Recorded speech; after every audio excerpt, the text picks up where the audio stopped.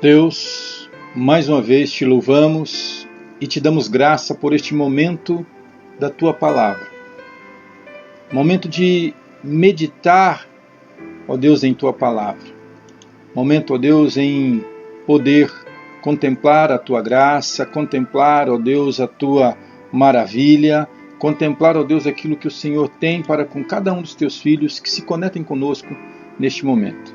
Aqueles que estão conectados, aqueles que ainda hão de conectar, que o Senhor possa dar, ó Deus, a cada um dos Teus filhos a graça suficiente para poderem, ó Deus, compreender, ó Deus, a Tua Palavra, compreender, ó Deus, o Teu mover, compreender, ó Deus, aquilo que o Senhor quer realizar na vida de cada um de nós, nesses tempos, ó Deus, de dificuldades, neste tempo, ó Deus, de turbulência, nós possamos, ó Deus, juntos estar buscando, ó Deus, a Tua graça eterna para o louvor do Teu nome, para o louvor da Tua graça, Senhor.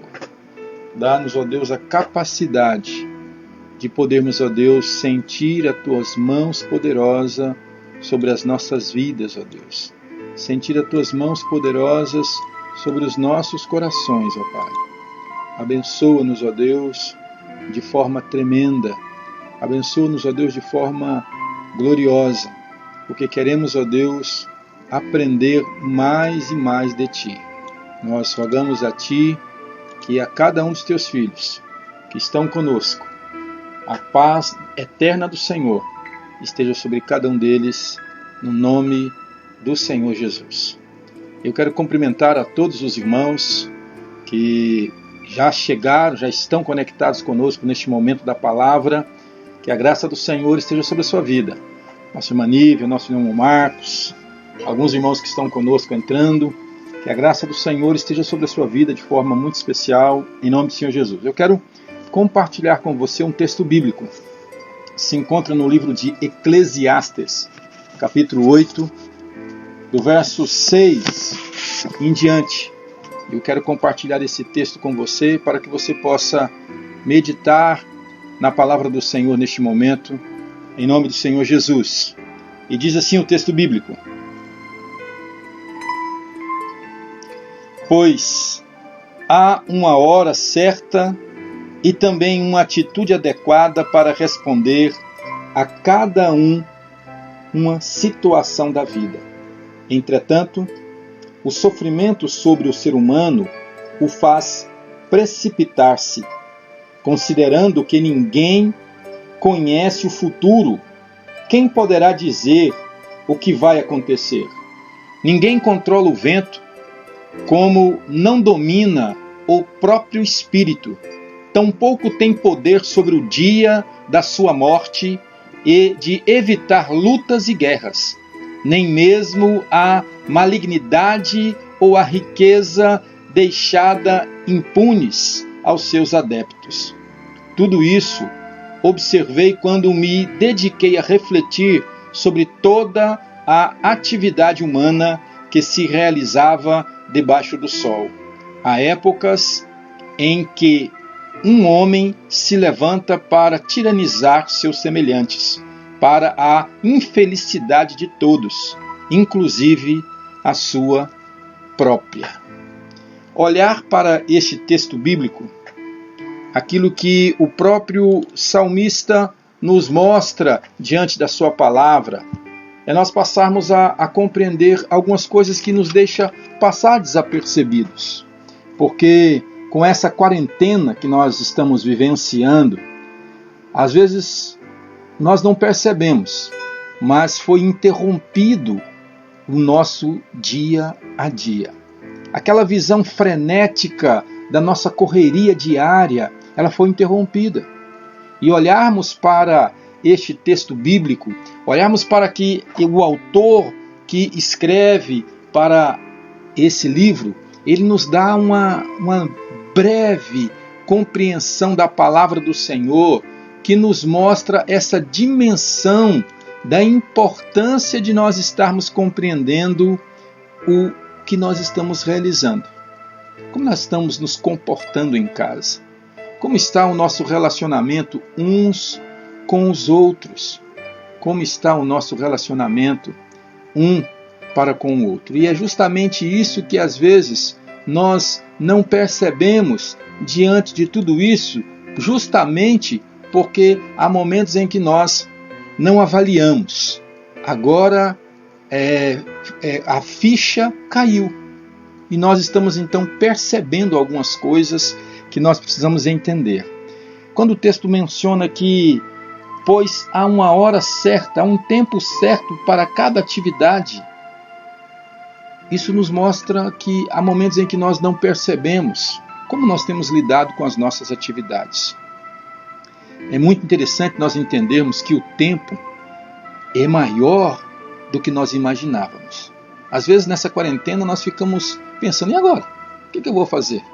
Às vezes olhando nas redes sociais, as pessoas fazem, às vezes, memes consigo mesmo diante do que fazer com o tempo que está sobejando nas atividades domésticas.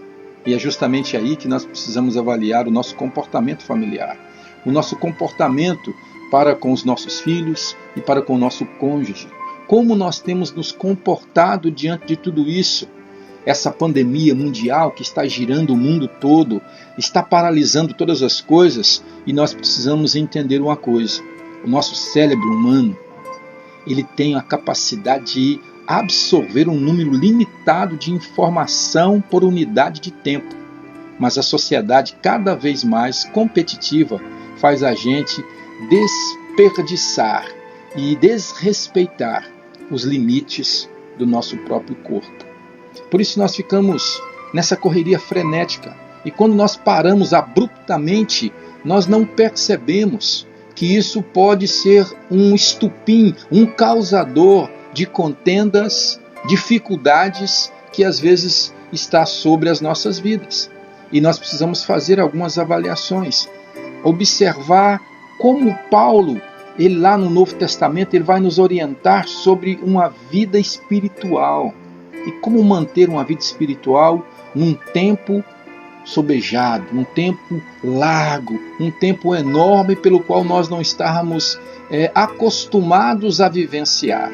Por isso, nós precisamos fazer algumas diferenças entre o sentimento, a nossa vida que nós levávamos entre aquela ideia do homem almático e o homem espiritual. Aqui não estou nem falando do homem carnal, né? Porque às vezes nós somos cristãos, somos tementes a Deus e acreditamos que não estamos sendo carnais.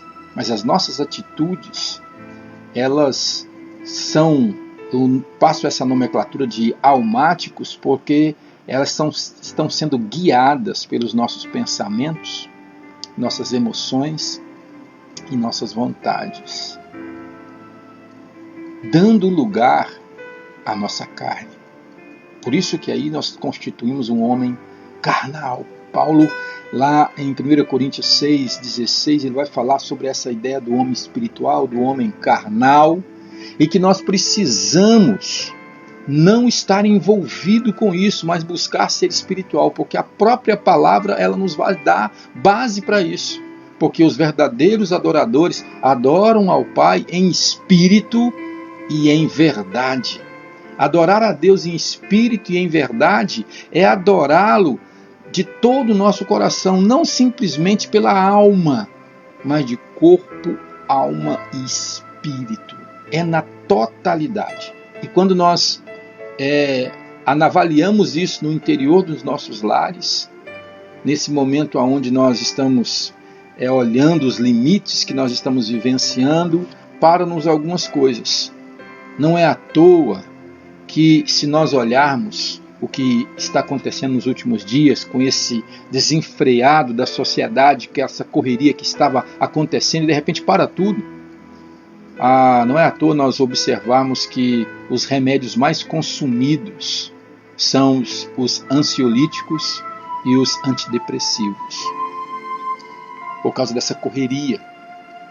E para tudo, mas a nossa mente não para, a nossa mente continua. As atividades param, as coisas, o trabalho para, mas a nossa mente continua.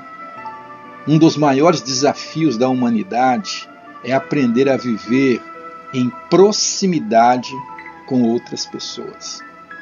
Porque quando nós estávamos nessa correria, o tempo que passávamos junto com os nossos familiares era um tempo reduzido, um tempo muito curto, e de repente nós somos confrontados em estar com os nossos familiares de manhã, pela tarde e à noite.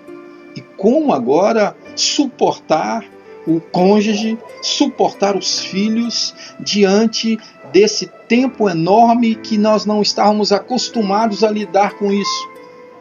É justamente porque nós paramos as nossas atividades, mas o nosso pensamento, as nossas emoções, as nossas vontades ainda está naquela frenética correria do dia a dia. Precisamos parar um pouco e olhar para a própria palavra do Senhor e contemplar. O texto ele é tão fantástico que ele diz aqui no versículo 8: ninguém controla o vento, como não domina o próprio espírito, tampouco tem poder sobre o dia e sobre a sua morte. Ninguém pode evitar que nada aconteça. Por isso que nós precisamos entender que todas as coisas cooperam para o bem daqueles que amam a Deus, daqueles que são chamados segundo o propósito do Senhor. E é aí que nós precisamos entender algumas estratégias, algumas coisas que nós precisamos fazer para lidar com o nosso dia a dia, para aprender a nos refazer as nossas atitudes, os nossos hábitos diários neste momento de quarentena. Uma das coisas que nós precisamos fazer é tolerar as diferenças. Compreender que você e os seus filhos vivem em gerações diferentes. Saber que você e o seu cônjuge têm também comportamentos diferentes e que precisam se adequar diante de um quadro em que vocês não estavam acostumados. Talvez estavam acostumados a chegarem todos dois tardes, ou o filho tarde, com pouca atividade ou muita atividade para fazer, quase não sobrava tempo para nem tomar um café juntos. E é aí que nós precisamos rever os nossos conceitos e compreender e conhecer quem somos e quem é as pessoas que estão ao nosso derredor. Quais são as vontades, os desejos, os anseios e as perspectivas daquelas pessoas que estão ao nosso derredor. Precisamos pensar antes de tomar decisões. Há um adágio popular que diz que quem fala muito dá bom dia a cavalo. É verdade? Mas às vezes nós estamos desta forma. Não estamos pensando no que estamos falando. Não estamos pensando nas decisões que nós estamos pensando. É um momento de avaliarmos e reavaliarmos toda a nossa vida. Reavaliarmos a nossa vida espiritual, reavaliarmos a nossa vida sentimental, espiritual, financeira. Fazermos um balanço de tudo isso antes de tomarmos quaisquer decisões. É momento de cautela, é momento de estarmos compreendendo aquilo que Deus tem para com as nossas vidas. Outra coisa é aprender a respeitar uns aos outros. A Bíblia fala sobre honra. Nós temos que honrar aqueles que são investidos de autoridade. Nós temos que, como filhos, honrar os nossos pais. Como pais, respeitar os nossos filhos na condição de filhos e que precisam ser ensinados. E um dos ensinamentos grandiosos para esse dia é a solidariedade. Precisamos ser solidários. Quando nós falamos sobre solidariedade, nós achamos só em ajudar aqueles que estão necessitados, aqueles que estão passando por algumas dificuldades maiores. Não. A solidariedade vai além, porque a solidariedade ela também diz respeito ao nosso trabalho em equipe, auxiliar, ajudar aquele que está próximo de nós. Quem está próximo de você nesses dias? Se não é o seu cônjuge, se não é os seus filhos, os filhos se não são seus pais, então esse é o momento de você ajudar os seus pais nas tarefas domésticas. O cônjuge ajudar o esposo a ajudar a esposa e a esposa a ajudar o esposo. Compartilhar as responsabilidades, as tarefas domésticas. Isso é importante. Importante porque nós precisamos aprender a adequar algumas condições para as nossas vidas e saber diferenciar coisas urgentes de coisas importantes. Nós estávamos acostumados a vivenciar somente aquilo que era urgente. Urgente. Queremos fazer só o que é urgente, que é aquilo que está precisando fazer e é urgente. Vivíamos só nessa perspectiva do urgente e deixávamos de lado aquilo que era importante. Poucas pessoas fazem essa diferença. Hoje, ao lado do que é importante, nós ainda não desligamos das coisas urgentes. O que é importante para você? É a sua família. A sua família é importante para você. Deus é importante para você. E o que nós fazemos? Ainda estamos ligados nas coisas urgentes. Não que essas coisas urgentes não são necessárias, não são importantes. Elas são importantes desde quando nós estamos necessitando delas, mas nós precisamos fazer essa diferença. É uma pequena diferença entre o urgente e o importante. Família é importante. Deus é importante. Mas o que é urgente, pastor? Urgente são os nossos recursos. Dinheiro, din-din, bufunfa, arame, faz-me rir. Isso é urgente. Nós necessitamos disso. Por isso, às vezes, nós preocupamos com isso. Porque é urgente. É para agora. A comida é para agora. É algo necessário. A vontade é para agora. Por isso é urgente. E às vezes até o futuro se torna urgente, porque gera em nós insegurança, gera em nós medo, pavor, desespero, porque não sabemos o que vai acontecer. Mas é aí que nós precisamos olhar para a palavra que vai nos mostrar sobre isso. Eclesiastes 8.